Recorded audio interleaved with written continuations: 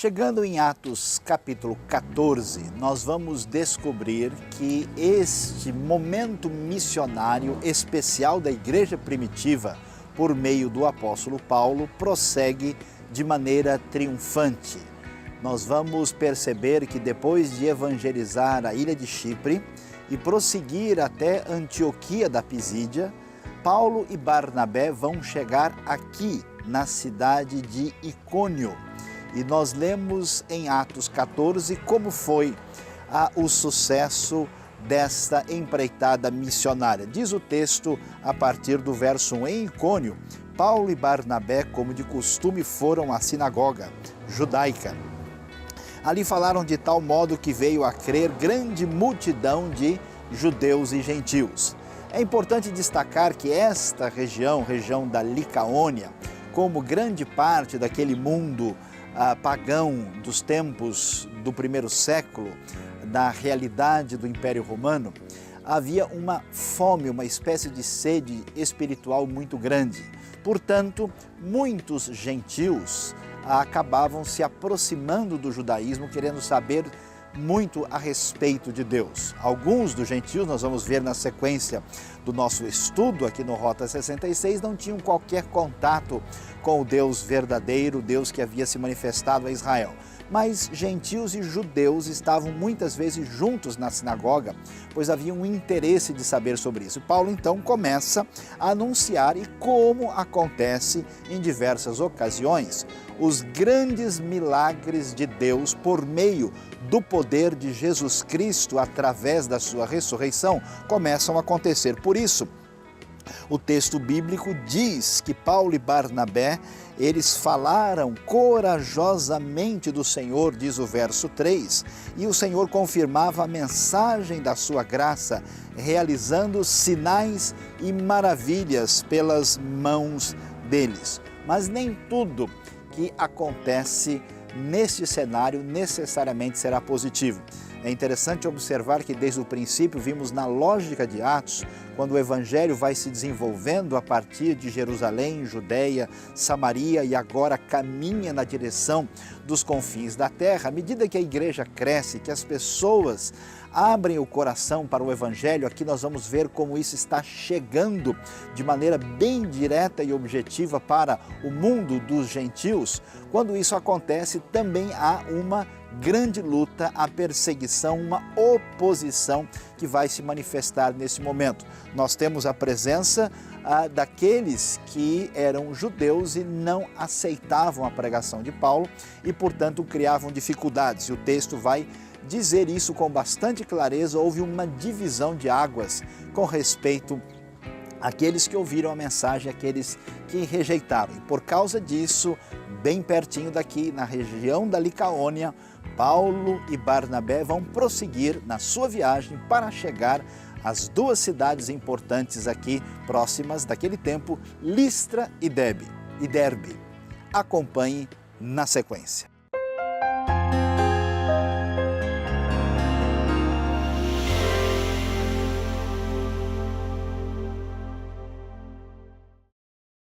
A 30 quilômetros a sudoeste de Icônio fica a cidade de Listra.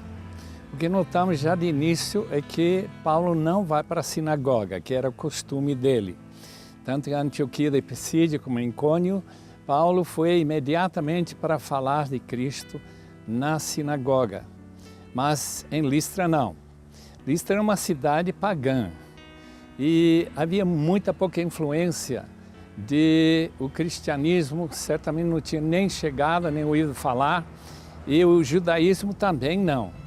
Portanto, quando Paulo teve a grande bênção de poder curar aquele homem aleijado desde nascimento, e que ele deu pela graça de Deus, vendo a fé dele, e o levantou, e ele pulando, tal como no caso de Pedro, que levantou aquele homem também aleijado desde nascença, em capítulo 2, no dia de Pentecoste, nós ficamos impressionados que o povo reagiu, reconhecendo que tanto Barnabé e Paulo eram deuses. Havia uma lenda em Listra que os deuses desceram e não foram bem recebidos na cidade de Listra, quando eles apareceram no meio.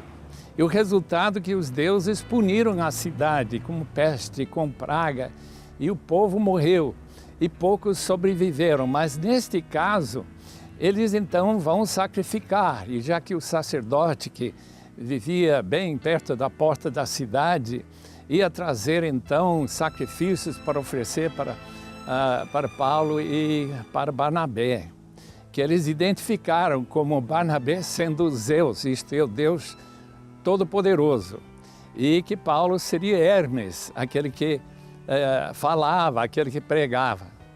O interessante desse texto todo é a maneira que Paulo, logo que ele percebeu que eles estão falando numa língua que ele não entendia, a Licaônia, que ele objetou, rasgou a sua manto e disse: isso não pode, nós somos homens como vocês. Resultado foi, então, que em Listra, em vez deles sacrificarem, vêm judeus para mudarem a atitude do povo e apedrejar o apóstolo. E ele ser arrastado da cidade de Listra como se fosse de fato um defunto. Mas ele logo recuperou sua condição, levantou e andou como se nada tivesse acontecido. Uma coisa importante também de Listra que devemos lembrar é o fato de que Deus levantou um jovem chamado Timóteo, que vamos ter muito a falar com ele, um acompanhante que vai tomar lugar de João Marcos e vai ser logo um dos líderes da igreja que Paulo discipulou e foi como filho na fé desse apóstolo. Grande amigo, e nós lemos que ele é uma pessoa que estava sempre pronta a servir. E ele e sua mãe e sua avó, que vivia em Listra, tinha ensinado aquele jovem a palavra de Deus. Interessante, quando ele escreve, segundo Timóteo, ele menciona ser apedrejado em Listra. Portanto, irmãos, é muito bom a ler esse texto, notar como Deus está operando. E outro fator, que Listra, tal como Icônio, Derbe, fazem parte de uma província chamada Galácia. E por causa dessa província, pela graça de Deus, nós temos uma carta no Novo Testamento chamada Gálatas. E que carta maravilhosa! Nós encontramos aí a grande doutrina da justificação da fé, pela fé, aquilo que Lutero também enfatizou tanto, que a gente pode ter salvação sem as obras, e como esta região então provocou para nosso benefício essa parte da palavra de Deus. Pensamos, não temos certeza, que a carta aos Gálatas foi escrita cerca do ano 48. Paulo deve ter passado aqui talvez um ano antes. Então, rapidamente, como ele diz em capítulo 3, eles tinham mudado de ideia, tal como eles mudaram quando iam sacrificar para Paulo e Barnabé, também depois de apedrejar. É muito interessante essa mobilidade, essa facilidade de trocar de lado, de apoiar um lado e depois para o outro.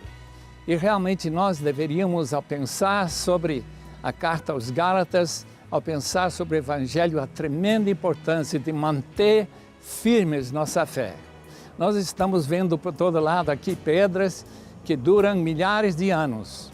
E nós temos que ter uma fé que dura toda a vida, seguro no Senhor Jesus.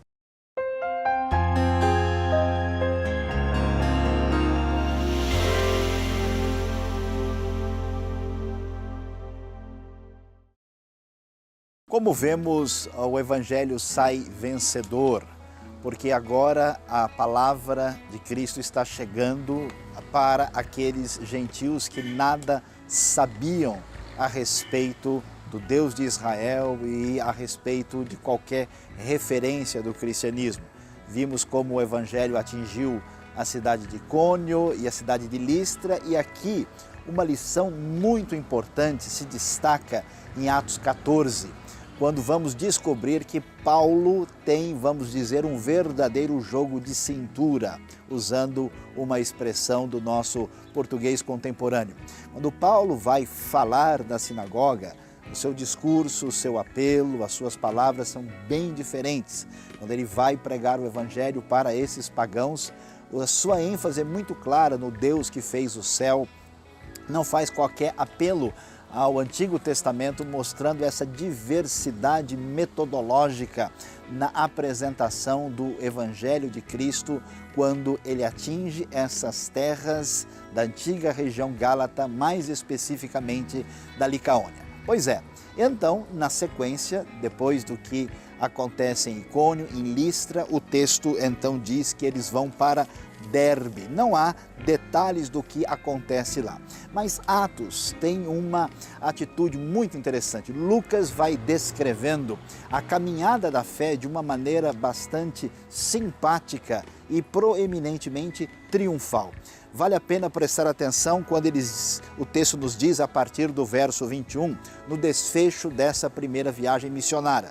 Eles pregaram as boas novas naquela cidade e fizeram muitos discípulos. Isso é muito interessante observar, que aqueles lugares em que nós provavelmente não imaginaríamos, como é o caso, por exemplo, de Corinto, cidade marcada por tanto paganismo, por tanta distância do relacionamento com Deus, é exatamente nesses lugares Deus faz uma obra extraordinária, mostrando com ênfase o poder da graça de Deus. Então eles terminam esta obra missionária e começam o retorno. O texto diz que eles passam por Listra, Icônio, voltando para Antioquia da Pisídia, que foi descrita no capítulo 13, e vão fortalecendo os discípulos e reforçam mais uma vez algo que nem eu, nem você gostamos de ouvir. É necessário que passemos por muitas tribulações para entrarmos no reino de Deus.